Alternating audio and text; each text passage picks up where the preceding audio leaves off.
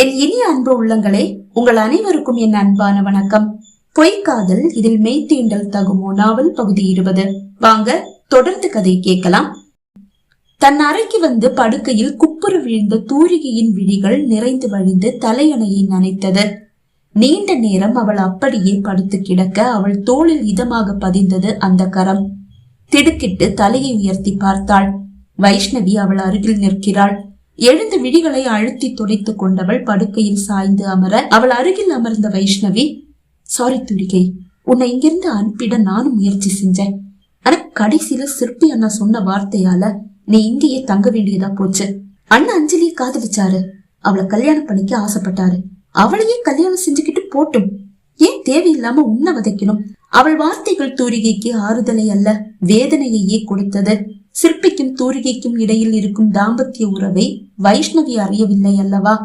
இந்த வாழ்க்கை நிலையானது அல்ல என்று அறிந்துதானே சிற்பிக்கு மனைவியாகி இருக்கிறாள். இங்கிருந்து செல்லதான் அவள் விரும்புவாள் என்ற எண்ணத்தோடு அவளுக்கு ஆறுதல் கூறுவதாக நினைத்து இப்படி பேசிக் கொண்டிருந்தாள்.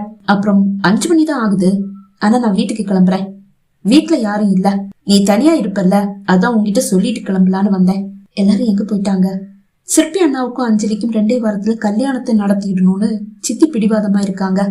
எல்லாரும் சரின்னு சொல்லிட்டாங்க, வேற வழி இல்லல்ல. ஊரை கூட்டி கல்யாணத்தை நடத்தணும்னு சித்தி சொன்னாங்க. சிற்பி அண்ணா ஒத்துக்கல. வெளியாட்கள் யாரும் தேவையில்லை.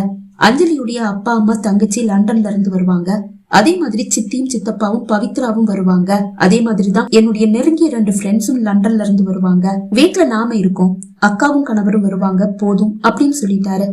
சரி, புடவை நகையெல்லாம் எடுக்கணும், எங்க கூட வா, இன்னைக்கே போய் எடுத்துட்டு வந்துடலாம் அப்படின்னு சொல்லி சித்தி சிற்பி அண்ணாவை கூப்பிட்டாங்க. இல்ல, எனக்கு ரொம்ப முக்கியமான வேலை இருக்கு, நீங்க அப்பாவை கூட்டிட்டு போங்க, இல்ல டிரைவரை கூட்டிட்டு போங்க அப்படின்னு சொல்லிட்டு அண்ணன் கிளம்பி வெளியே போயிட்டாரு. சித்தியும் சித்தப்பாவை கூப்பிட்டாங்க. ஆனா சித்தப்பா எனக்கு முக்கியமான ஒரு மீட்டிங் இருக்குன்னு சொல்லி கிளம்பி போயிட்டாரு. வேற வழி இல்லாம சித்தியும் அஞ்சலியும் டிரைவரை கூட்டிட்டு ஷாப்பிங் கிளம்பிட்டாங்க. தாத்தா பாட்டி மனசு சரியில்லைன்னு சொல்லி கோயிலுக்கு கிளம்பிட்டாங்க. நானும் கிளம்புறேன், நாளைக்கு காலையில தான் வருவேன்.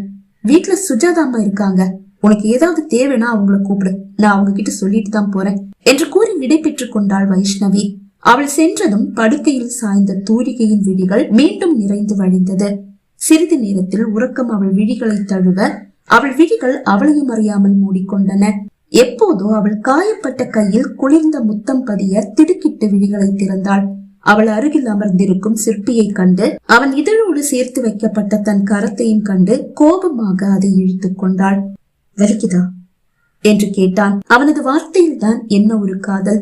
தூரிகை பதில் ஒன்றும் சொல்லவில்லை. வலி கொஞ்சமாவது குறைஞ்சிருக்கா என்று கேட்டான்.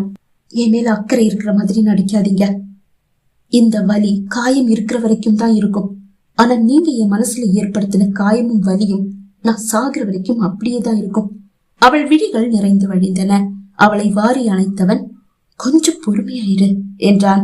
அவனை தள்ளிவிட்டு விலகி அமர்ந்தவள், பிளீஸ் இனி என்ன தொடாதீங்க, நான் உங்க அடிமைதான். அந்த அடிமைக்கும் ஒரு மனசு இருக்குன்னு நீங்க புரிஞ்சுக்கணும். தூரிகை, உன்னுடைய வீட்டுக்கு அனுப்பிட்டா என்னால இங்க நிம்மதியா இருக்க முடியாது.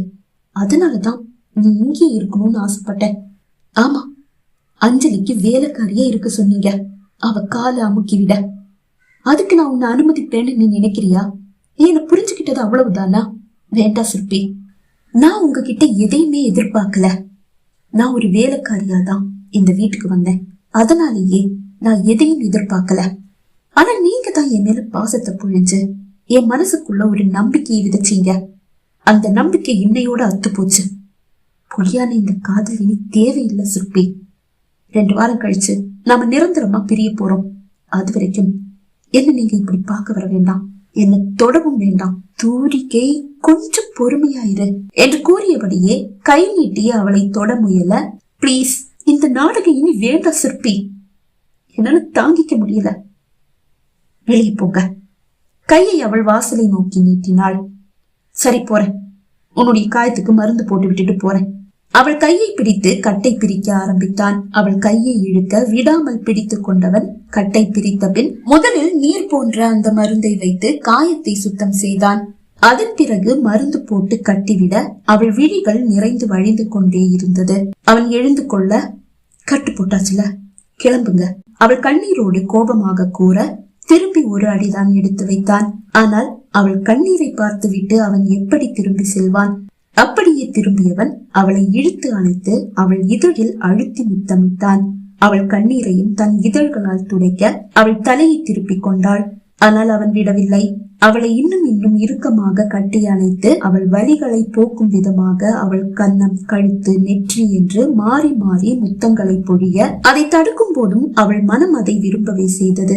இறுதியில் அவள் அடங்கி போக அவளோடு படுக்கையில் சாய்ந்தவன் அவளை இறுக்கமாக கட்டிக்கொண்டு நீண்ட நேரம் அப்படியே படுத்து கிடந்தான். அவள் மேனியை இதமாக வருடி அவள் மனதின் வலியை போக்க அவன் முயன்று கொண்டிருந்தான். ஆனால் அவள் வலி குறையுமா என்ன? அவள் அழுதபடியே அவன் மார்பில் சாய்ந்து கிடந்தாள். வெளியே காரின் சத்தம் கேட்கும் வரை அவளோடு படுத்திருந்தவன் அவள் இதழில் அழுத்தி முத்தமிட்ட பின் எழுந்து சென்றான். சிற்பி போட்டுவிட்ட மருந்தால் மறுநாளே அவள் காயம் பாதி குணமாகிவிட்டது. காலை அவள் மாடி இறங்கி வரும்போது அஞ்சலி ஹாலில் தான் அமர்ந்திருந்தாள். ஏய், இப்ப காயம் எப்படி இருக்கு என்று கேட்டாள். தெரியல, இன்னும் கட்ட பிரிக்கல என்றாள் தூரிகை. எங்க வா, நானே கட்ட பிரிச்சு காயம் எப்படி இருக்குன்னு பாக்குறேன். நீ பாத்துட்டு இன்னும் குணமாகலன்னு பொய் தான் சொல்லுவ. தூரிகை அவள் அருகில் வர கை கட்டை பிரித்து பார்த்தாள் அஞ்சலி. காயம் பாதி குணமாகி இருக்கிறது. பரவாயில்ல, காயம் நல்லா குணமாயிடுச்சு. இன்னையில இருந்து என் காலை நீ அமுக்கி விடலாம் என்று கூற அதை கேட்டபடியே மாடி இறங்கி வந்த சிற்பி, அஞ்சலி நான் வெளியே போறேன், நீ என் கூட வரியா என்று கேட்டான். அதை கேட்டு உற்சாகம் அடைந்த அஞ்சலி கண்டிப்பா என்று கூறி எழுந்து கொண்டாள். நான் உனக்காக வெயிட் பண்றேன், சீக்கிரமா ரெடி ஆயிட்டு வந்துடு. சிற்பி வந்து ஹாலில் அமர அவள் உற்சாகத்தோடு மாடிக்கு ஓடினாள். காயம் இப்ப எப்படி இருக்கு தூரிகை? சிற்பி கேட்க அவள் பதில் ஒன்றும் சொல்லாமல் சமையல் அறைக்கு சென்றாள். வெளியே சென்ற சிற்பியும் அஞ்சலியும் வீடு திரும்பும் போது இரவு 12 மணி ஆகிவிட்டது. அசதியில் இருந்த அஞ்சலி வந்ததும் சென்று படுத்துக் கொண்டாள். சிற்பி நேராக தூரிகையின் அறைக்கு வந்தான். அவள் அறை கதவை திறந்து பார்த்தான். அது உள்ளிருந்து தாழிடப்பட்டிருக்கிறது. கதவை தட்டி, தூரிகை கதவு தர என்றான். அதுவரை தூரிகை உறங்கி இருக்கவில்லை. ஆனால் அவள் எழுந்து வந்து கதவை திறக்கவும் இல்லை. தூரிகை கதவை தர, நீ தூங்கலன்னு எனக்கு தெரியும். சிற்பி கெஞ்சுவது போல் கேட்டும் அவள் கதவை திறக்கவே இல்லை. தூரிகை சொன்னா கேளு, கதவு தர. அவன் எவ்வளவு கெஞ்சியும் அவள் கதவை திறக்கவே இல்லை. மறுநாள் காலை அவள் எழுந்து மாட்டு கொட்டகைக்கு வரும்போது அங்கு அவளுக்காக காத்திருக்கிறான் சிற்பி. அவள் அவனை அங்கு எதிர்பார்க்கவில்லை. நேத்து எவ்வளவு நேரம் உன்னுடைய ரூம் கதவை தட்டிட்டு இருந்த, நீ தூங்கலன்னு தெரியும், ஆனாலும் நீ வந்து கதவு திறக்கல. அவள் அருகில் வந்தவன் அவள் இடையை சுற்றி வளைத்தான். பிளீஸ் என்ன தொடாதீங்கன்னு நான் சொல்லிட்டேன்ல, நீ ஏன் என்ன புரிஞ்சுக்க மாட்டேங்கிற தூரிகை? உன் காயம் இப்ப எப்படி இருக்கு? அதெல்லாம் குணமாயிடுச்சு. உன்னை பார்க்காம இருக்க என்னால முடியல. உன்னை பிரிஞ்சிருக்கிறது ரொம்ப கஷ்டமா இருக்கு என்று கூறியபடியே அவள் கழுத்தில் முத்தமிட்டான். உங்க உடம்பு பசியை தீர்த்துக்கிற ஒரு பொருளா நீங்க என்ன பாக்குறீங்க? அதுதான் உங்க காதலியான அஞ்சலிய இன்னும் கொஞ்ச நாள்ல கல்யாணம் பண்ணிக்க போறீங்களே, அது வரைக்கும் கூடவா உங்களுடைய உணர்ச்சிகளை உங்களால கட்டுப்படுத்த முடியல? எது தேடி வந்திருக்கீங்க? வெக்கமா இல்ல? கோபமாக அவள் கேட்க, நீ இப்படி எல்லாம் பேசினா உன்னை விட்டுட்டு நான் போயிடுவேன்னு நினைச்சியா? உன்கிட்ட நான் எந்த ஈகோவும் பார்க்க மாட்டேன். புருஷன் பொண்டாட்டிக்குள்ள ஈகோ பார்க்க வேண்டிய அவசியம் என்ன?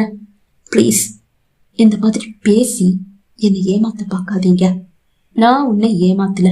உண்மையில எனக்கு அவ்வளவு காதல். வெறும் காமத்தோட மட்டும் ஒரு பொண்ணை இல்ல மனைவிய நாடுனா அது தப்பு. ஆனா காதலோட ஒரு மனைவிய ஒருத்தன் நாடுனா அதை யாரும் தப்புன்னு சொல்ல மாட்டாங்க. ஒரு பொண்டாட்டி மேல ஒரு புருஷனுக்கு அந்த உரிமை கூடவா இருக்காது? அவனிடம் இருந்து தன்னை விடுவித்துக் கொள்ள அவள் முயல்கிறாள். ஆனால் அவன் விடவில்லை. நீங்க சொன்னது சரிதான், ஆனா பொண்டாட்டிக்கும் அதுல விருப்பம் இருக்கணும்.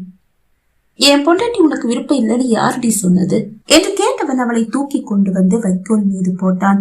கதவையும் சாத்தியவன் எழ முயன்றவளை தடுத்து அவள் மேனியில் முத்தங்களை பொழிந்து மெல்ல மெல்ல அவள் அழகை புசித்து அவளோடு ஐக்கியமானான்.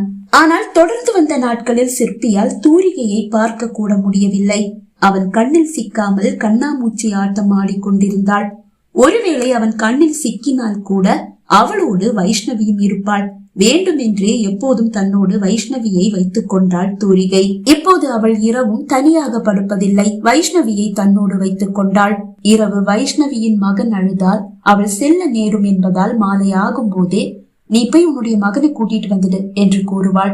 இரவு தூரிகையோடு வைஷ்ணவியும் அவள் மகனும் படுத்துக் கொள்வதால் சிற்பியால் இரவு கூட அவளை பார்க்க முடிவதில்லை. அஞ்சலி தூரிகைக்கு எந்த தொல்லையும் கொடுக்க கூடாது என்பதற்காக விடிந்ததும் அஞ்சலியை அழைத்துக் கொண்டு வெளியே சென்று விடும் சிற்பி இரவு 11 மணி 12 மணிக்கு தான் வீடு திரும்புகிறான். வந்ததும் அசதியில் அஞ்சலி தூங்கி விடுவதால் தூரிகையை காலமுக்கவும் அவள் அழைப்பதில்லை. இப்படியாக ஒரு வாரம் ஓடிவிட்டது. 2 நாட்கள் சிற்பி தூரிகையை சுத்தமாக பார்க்கவில்லை. அவளை எப்படியும் பார்த்தே ஆக வேண்டும் என்ற எண்ணம் அவன் மனதில் தலை தூக்க மறுநாள் அவன் அஞ்சலியை அழைத்துக் கொண்டு வெளியே செல்லவில்லை. இன்று தூரிகையை எப்படியும் சந்தித்து விடுவது என்ற முடிவோடு இருந்தான். ஆனால் தூரிகையை காலையிலிருந்து காணவே இல்லை.